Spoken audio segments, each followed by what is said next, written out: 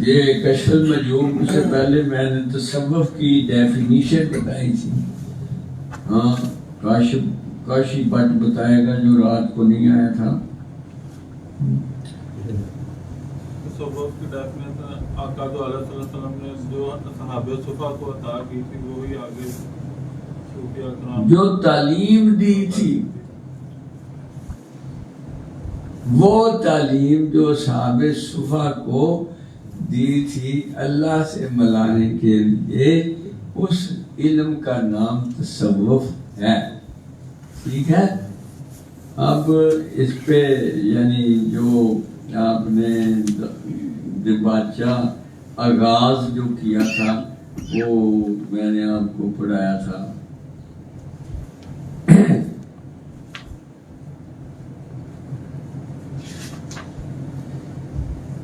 تمام حمد اس ذات باری تعالیٰ کے لیے جو اللہ نور السماوات والارض، جو زمین و آسمان کا نور ہے. ساری حمد عبادت، حمد میں عبادت ریاضت جو بھی آئے گا وہ سب تیری ذات کے لیے ہے اے اللہ. ٹھیک ہے. جس نے اپنے مقربین خاص پر عالم ملکوتی کے امور منکشف فرمائے، جب وہ اپنا بناتا ہے تو یہ جو روحانی جہاں ہے، ہم عالم ناسوت میں رہتے ہیں، اس سے اوپر عالم ملکوت ہے جو روحانی جہان ہے. ایسے کوئی سیارہ نہیں ہے کہ وہاں پہ بھی پہاڑ بھی ہیں، یہ روحانی مقامات ہیں اس بندے کے، تو وہ عالم ملکوت کہلاتا ہے.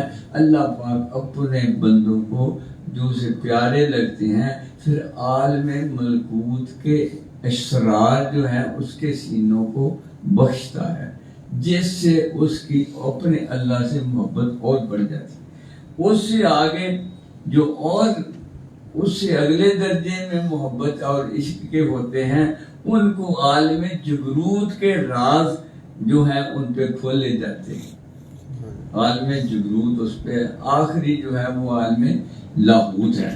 اب جو عالم لاہوت میں جن پہ اسرار کھلے ہوئے ہوتے ہیں وہ عالم لاہوت میں ہوتے ہیں، تو ان کو اپنی شمشیر جلالی سے خون بھی ان کے بہاتا. وہ جو واقعہ کہ ایک فقیر اپنے 6 بچوں کے ساتھ سفر کر رہا تھا، ڈاکوؤں نے پکڑ لیا، نکالو کو کہ ہمارے پاس تو کچھ نہیں ہوتا، جمع کرنا جرم سمجھتے ہیں. انہوں نے سارے ایسے ہی کرتے. انہوں نے کافی پریشر ڈالا. ایک بچہ انہوں نے قتل کر دیا کہ شاید دستر دے دے. تو اس نے آسمان کی طرف تیرا کیا، کہا ہے اے میرے خالق و مالک، میں تجھے اس روپ میں بھی دیکھ رہا ہوں. یہ فکر ہے. انہوں نے دوسرا کر دیا، انہوں نے اے خالق و مالک، میں تجھے اس روپ میں بھی دیکھ رہا ہوں، تو تیری رضا ہے وہی میری رضا ہے.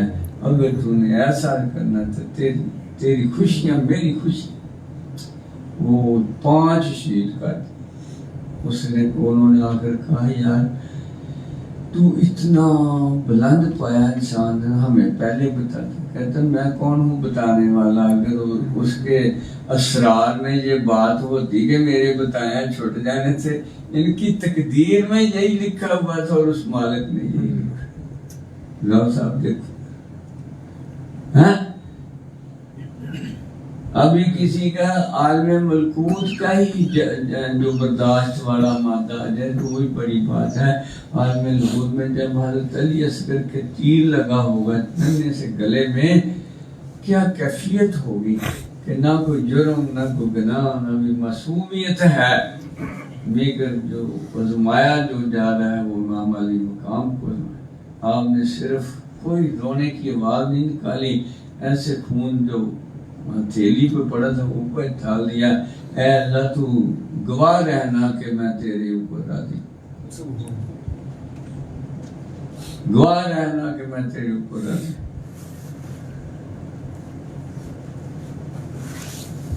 وہ ذات مقدس مردہ دلوں کو اپنی بے نیازیوں اور کبریائی کے نور سے زندہ فرمانے والی ہے۔ جس کسی کو بھی ہدایت کا نور بخشا وہ اللہ ہی کی توفیق سے ہوا ہے، اللہ کے کرم سے ہوا ہے۔ اب اللہ کی طرف جانے کا کوئی نہ کوئی وسیلہ بنتا ہے۔ کسی کے والدین نیک ہیں، کسی کو استاد نیک مل جاتا ہے، کسی کو کامل مرشد مل جاتا ہے، وہ اس کے وسیلہ کے بغیر کوئی نہیں پہنچا۔ صحیح؟ یعنی دو ایگزامپل ہیں، ایک حضرت صحابیہ بصریہ کی اور ایک حضرت ویسے کرنی کی، کہ وہ آقا دو عالم صلی اللہ علیہ وسلم کے وسیلہ سے ہی اکتساب فیض ہوا ہے، اور حالانکہ وہ تابعی ہوئے ہیں، بعد میں ہوئے ہیں، نہیں ملا، لیکن دونوں کو انتہا کا قرب جو ملا ہے وہ بغیر کسی وسیلہ کے ملا ہے، ڈائریکٹ ملا ہے۔ یہ کہ اللہ اپنی قدرت دکھاتا ہے۔ بعد میں جس پہ وسیلہ بھی تو اسی کے کرم سے ملا ہے، ساری بات اللہ ہی پہ جاتی ہے۔ بہرحال آپ نے پھر درود و سلام کیا ہے اپنے اللہ کے محبوب پہ، اور ان کے آل اولاد و صحابہ کرام اور ان کے متابعین، ان کے جو مدح تھے وہ۔ اس کے بعد لکھتے ہیں کہ میں نے یہ جو کتاب، مجھے کسی مریض نے سوال کیا تھا، اس سوال کا جواب دینے کے لیے میں نے یہ کتاب لکھی۔ تو کتاب لکھنے سے پہلے میں نے سنت کے مطابق استخارہ کیا۔ یہ آقا پاک کا ارشاد ہے، استخارہ اللہ سے مشورہ ہے، لہذا ہر کام سے پہلے استخارہ کیا کرو۔ استخارہ کا عام جو طریقہ ہے وہ ہے کہ 2 نفل استخارہ کا پڑھتے ہیں، اس کے بعد ایک دعا ہے جو بازار سے اکثر مل جاتی ہے، وہ پڑھ کے دائیں اپنے بازو پہ رات کو سو جانا، 3 دن کرنا۔ اس کے ملتا جلتا کوئی اشارہ لازمی ہوگا، کیونکہ یہ اللہ پاک کا حکم ہے اور آقا صلی اللہ علیہ وسلم کا تعلیم میں ہے کہ استخارہ کرو۔ پہلے تو چونکہ سفر بڑے لمبے اور کئی دن، تو ہر سفر سے پہلے صحابہ استخارہ کرتے تھے کہ یہ میرے لیے جائز ہے کہ نہیں ہے، پھر وہ کرتے تھے۔ ہم اپنا کوئی کاروبار شروع کرنا چاہتے ہوں، کوئی میجر سٹیپ لینا چاہتے ہوں، تو ہمیں استخارہ لازمی کریں۔ رشتہ کرنا ہو بچے کا تو استخارہ لازمی کرنا، سنت پہ عمل ہوگا اور راستہ بھی صحیح نصیب ہوگا۔ اب یہ جو نفل دیدار محمدی ہیں، ان کے بارے میں ارشاد ہے کہ یہ بہترین استخارہ کے نفل ہیں، اگر یہ پڑھ کے آپ استخارہ کرو تو بہت زیادہ قرینے قیاس ہے کہ وہ صحیح ہوگا۔ پھر آپ تھوڑا سا اپنی ذاتی بات لکھتے ہیں کہ میں نے اپنی کتاب کا جو نام رکھا ہے، یہ کیوں رکھا ہے، یہ بھی مجھے اللہ پاک نے ہی کہا ہے کہ اس کا یہ نام رکھا جائے۔ تو جو حجاب کھولنے والی، کشف میں نے کھولنا، حجاب کے کھولنے والی ہے۔ پھر آگے لکھتے ہیں حجاب کیا کیا ہے، وہ انشاءاللہ آئیں گے کہ بندے کے اندر حجاب 2 قسم کے ہوتے ہیں، رہنی اور ذہنی۔ وہ کچھ ان کے کیسے کھلتے ہیں، ان حجابات سے بندہ کیسے نکلتا ہے۔ تو یہ ہوا یہ کہ آپ نے ایک پہلے کتاب لکھی، اس کا فرماتے ہیں کہ میں نے وہ نام نہ لکھا تو کسی نے اپنا نام لکھ کے تو اس کو انٹروڈیوس کرا دیا کہ میں نے کتاب لکھی ہے۔ جب لوگ اس کے کوئی معنی سمجھ نہ آتے، وہ پوچھتے تو وہ بتا نہ سکتا، تو آپ کو بڑا دکھ ہوا کہ اس نے کیوں خیانت کی، کیسے کی۔ تو وہ بتا رہے ہیں کہ یہ سارے معاملات آپ سے بھی آ سکتے ہیں، آپ اپنے معاملات میں اللہ ہی سے رجوع کریں، استخارہ کریں، وہی آپ کو بہترین حل دے گا۔ ہر معاملے میں اللہ سے رجوع کریں۔ اگر گھر میں میاں بیوی کی لڑائی ہو جائے تو وہ ایک دوسرے سے لڑنے کی بجائے مسئلے کا رخ کر لیں، ذکر الہی کریں، اللہ پاک ادھر بیٹھے بیٹھے ان کے دل کی کدورت دور کر دے گا اور وہ پہلے سے زیادہ پیار اور محبت سے رہیں گے۔ اگر نفس و شیطان کا وہ بیج بویا ہوا ہوتا ہے جو ان 2 کے جنہیں اللہ نے رفیق سفر بنایا ہو، وہ جو ہے اگر لڑیں تو وہ نفس اور شیطان کی کوئی داخل ہونے کی وجہ موجود ہوتی ہے، کوئی عملی کمزوری ہوتی ہے جس سے اس کو داخلہ مل جاتا ہے. صحیح؟ اگر عملی کمزوری نہ ہو، اس کو داخلہ نہیں ملے تو فوراً، یہ بھی اسی میں لکھا ہے. آپ فرماتے ہیں کہ میں اپنے شیخ کے ساتھ، اور میرے شیخ کا آخری وقت آ گیا تو میں نے آپ کا سر گود میں رکھا ہوا ہے، اور یہ شام کا کوئی پہاڑی علاقہ ہے، اس پہ ایک بیٹھے ہیں، تو آخری وقت ہے. تو حضور مجھے فرماتے ہیں کہ میں نے وہ بات کر دی کہ میری کتاب چوری ہو گئی، یہ ہو گیا، تو لوگ بڑا ستاتے ہیں. تو آپ مانے لگے علی حجویری، آج میں ایک نسخہ بتا جاتا ہوں. وہ حضرت ابوالفضل ختوی رحمۃ اللہ بہت بڑے عالم بھی تھے، بہت بڑے عالم فاضل، اور پھر عارف تو ایسے ہوں گے جنہوں نے علی حجویری بنایا، تو عارف تو یقیناً بلند پایا، مگر لوگوں سے چھپ کے رہنا ان کی عادت تھی. کوئی یعنی شہرت نہیں، یعنی اپنے بس لک گئے اللہ علیہ کر. تو وہ مہاراج انہوں نے کم تبلیغ کی، انہوں نے پھر تبلیغ کے سارے جو تھے کمیاں دور کر دی. اچھا، وہ کہتے ہیں کہ حضور فرمائیے، کہتے ہیں مخلوق سے جو دکھ پہنچے اسے خالق کی طرف سے سمجھا کرو. تو کہتے ہیں دور کیسے ہوگا؟ خالق کو راضی کر لو، مخلوق کی کوئی ضرورت نہیں آپ کو تنگ کر سکتے. وہی بدلا کہ اگر لڑائی ہو جائے اپنے قریبی بھائی سے، بہن سے، وائف سے، تو آپ مسئلے کا رخ کرو، ذکر الہی کرو. اللہ پاک وہاں بیٹھے بیٹھے دونوں کے دل سے کدورت کو نکال دے گا، اور وہ پھر پیار و محبت نصیب ہو جائے. اللہ کی رضا کا بہترین یہ اظہار ہے کہ میاں بیوی کا پیار ہوگا، وہ گھر جنت ہوگا، وہ گھر جنت ہوگا. یہ کیسے آقا دو عالم صلی اللہ علیہ وسلم کا انتظار کر رہی ہیں میاں امی حضور، تو کیسے ان کی شوق ہوتا ہے کہ میری باری ہے، میری باری ہے، میری باری ہے. یہ شوق اللہ کی طرف سے. حضرت بی بی عائشہ پاک سے پوچھا گیا، میں حضور آپ خود میک اپ کرتی ہیں؟ نہیں آنے والی وہ میک اپ کرتی، جو مطلب جو جنگ میں سے جو مال غنیمت میں سے آتے ہیں. صفیہ جو ہیں یہ اس کی یہودی سردار جو ہے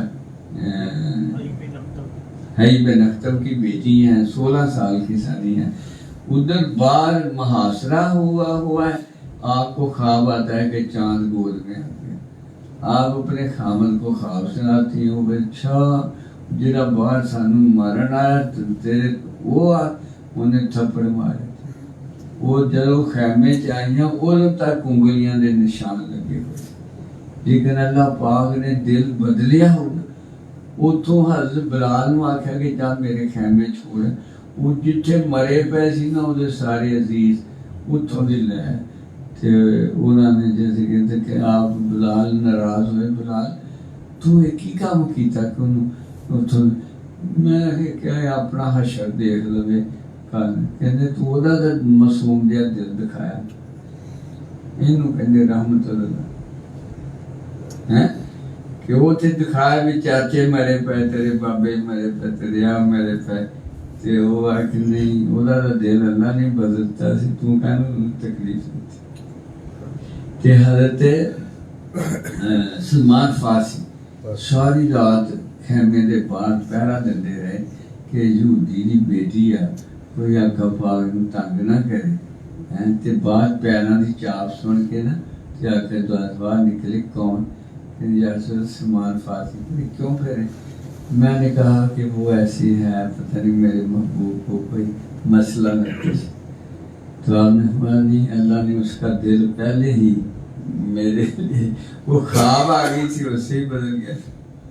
تمام امیان حضور کو پہلے یعنی بشارت ہوئی. پھر تو یہ استخارہ آپ نے کیا اور اس طرح اس کام کو کیا، اور ہر معاملے میں اپنے اللہ سے رجوع کیا کہ اے اللہ جو سوال مجھ سے پوچھا گیا ہے مجھے توفیق بخشنا کہ میں اس کے ایک سوال پہ یہ کتاب لکھی. ایک سوال وہ ادھر ہے نہیں لکھا ہوا، تو بہرحال وہ سوال بھی پتہ نہیں کتنا جامع ہوگا جو اتنی بڑی کتاب اس کے جواب میں لکھ دی گئی. یہ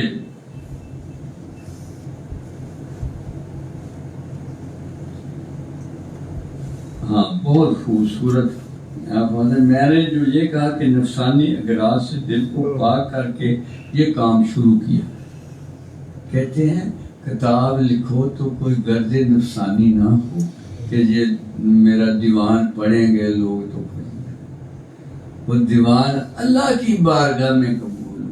جب بھی کوئی کام ہو اس کی مقصد یہ ہو کہ میرا اللہ اس سے راضی ہو, یہ غرض نفسانی نہ ہو.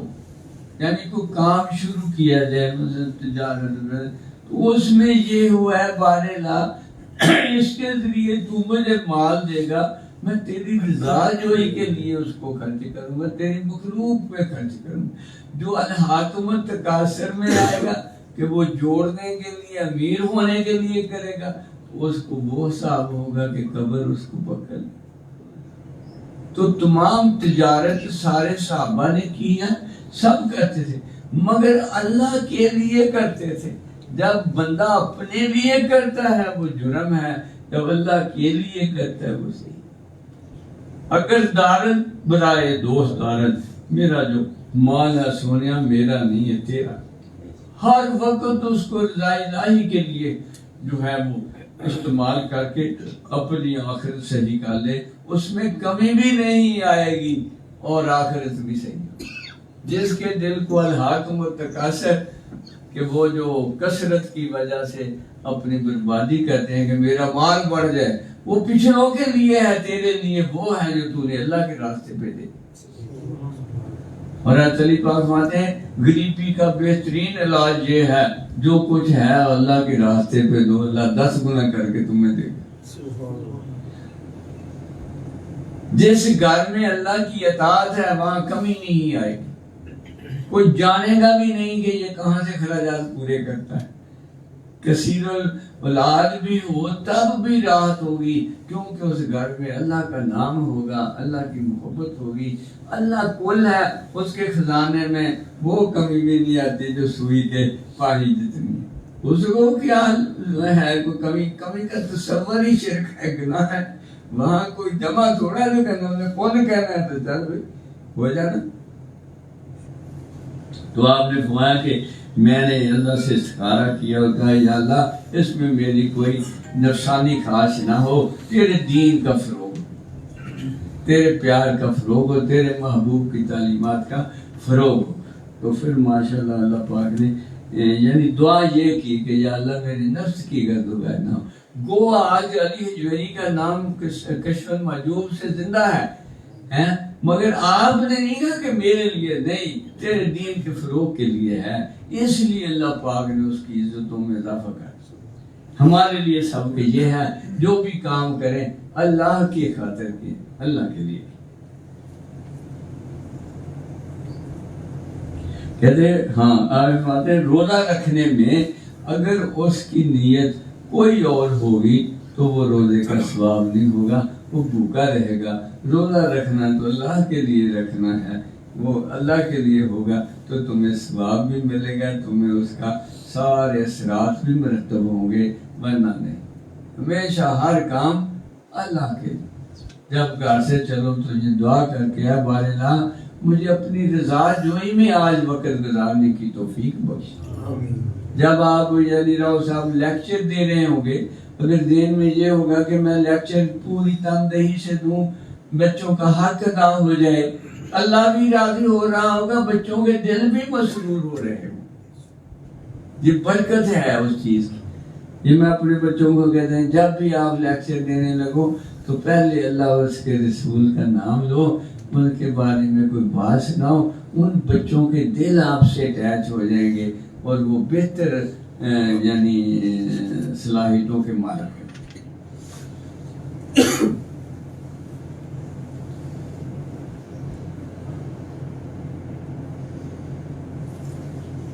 ہیں. نام بھی اللہ سے پوچھ کے رکھا, کشف المحجوب کیسے. چلو جی یہ تھوڑا ہی بس ابھی ٹائم ہو گیا ہے.